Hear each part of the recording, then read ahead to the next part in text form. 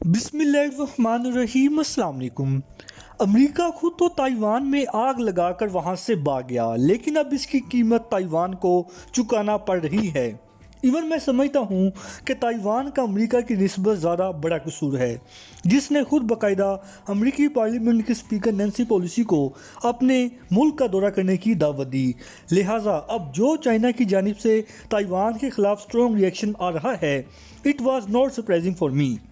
کیونکہ one China policy کے تحت چائنا تائیوان کو اپنا ایک چھوٹا سا صوبہ مانتا ہے، اور یہی وجہ ہے کہ جب سے U S House Speaker Nancy Pelosi اپنا تائیوان کا کنٹروورشل دورہ مکمل کرنے کے بعد واپس لوٹی ہیں،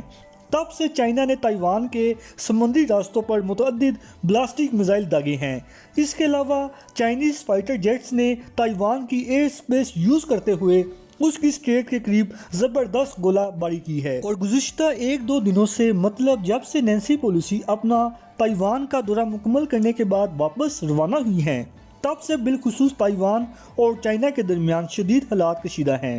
جبکہ اس کشیدگی میں آئندہ چند روز میں مزید اضافہ بھی ہو سکتا ہے۔ لیکن یہاں سب سے اہم سوال یہ پیدا ہوتا ہے، کیا چائنا کے لیے تائیوان پر حملہ کرنے کا یہ مناسب وقت ہے، یا کہ وہ فی الحال لمیٹڈ وار کرنے کے بعد باقاعدہ تائیوان پر حملہ کرنے کے لیے مزید ٹائم گین کرے گا؟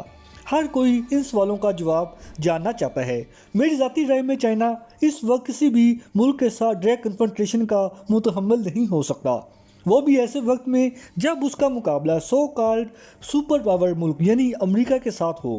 کیونکہ امریکہ کی تو یہ خواہش ہوگی کہ چائنا اپنی اکانومی کو مزید بہتر کرنے کی بجائے تائیوان کی جنگ میں لگ جائے، جس سے چائنا کا ڈیفنس ایکسپینڈیچر بڑھ جائے گا، اور یوں وہ اپنے ویپنز کو ایکسپورٹ کرنے کی بجائے تائیوان کی جنگ میں یوز کرے گا، تاکہ اس کے ذریعے امریکہ چائنا کی اکانومی کو کاؤنٹر کر سکے۔ اور ویسے بھی آپ جانتے ہیں کہ جس کسی بھی ملک میں جنگ شروع ہوتی ہے تو پھر اس سے اس ملک کی اکانومی بری طرح سے کولیپس ہو جاتی ہے، پھر چاہے رشیا یوکرین جنگ کی بات کر لیجئے، یا پھر افغانستان، یمن، شام، عراق اور فلسطین وغیرہ کی، ہر جگہ آپ کو جنگ کی وجہ سے تباہی ہی تباہی نظر آئے گی۔ لہٰذا جنگ کو شروع کرنا تو بڑا آسان ہوتا ہے، لیکن اس کے اثرات دور رس ہوتے ہیں۔ باقی جہاں تک چائنا اور تائیوان کے درمیان حالیہ کشیدگی کی بات کر لی جائے تو اس میں بھی میرا یہی خیال ہے کہ نو ڈاؤٹ چائنا تائیوان کو with full force reaction دینے کی پوری صلاحیت رکھتا ہے، اور اس کی فوج بھی دنیا کی بہترین فوج میں سے ایک ہے، اور یہ بھی کسی کو نہیں بھولنا چاہیے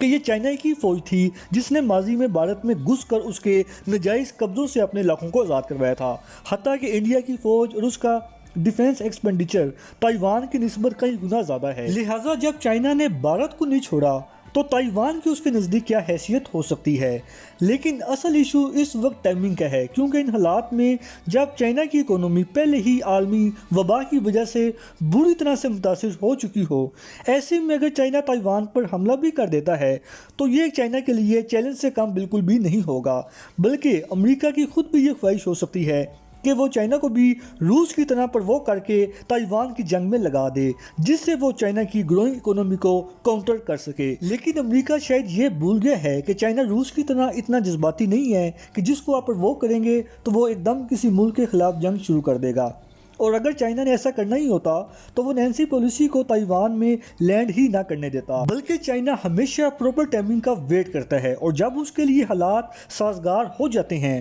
تو پھر وہ اپنا بدلہ ضرور لیتا ہے، اور میں بھی اس بار تائیوان کے ساتھ بھی چائنا یہی اسٹریٹجی اڈاپٹ کرے۔